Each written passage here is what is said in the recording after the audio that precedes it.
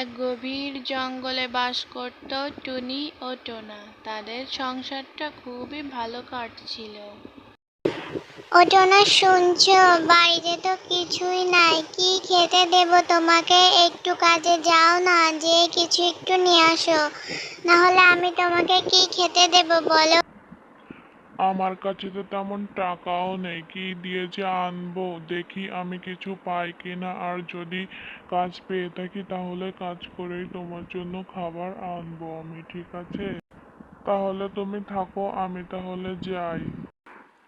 ও মিনু কাকি, আমাকে দুটো সবজি দেবে গো। আমার বাসায় কিছুই নাই, আর আমার কাছেও টাকা নাই। আমার বউটা না খেয়ে বসে আছে।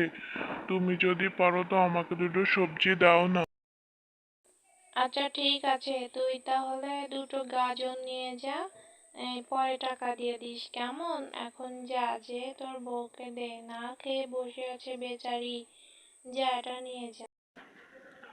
ওগো, তুমি কই গেলে? এই নাও, তোমার জন্য খাবার আনছি। তাড়াতাড়ি এই গাজরগুলো তুমি একটু রান্না করে নিয়ে এসো তো।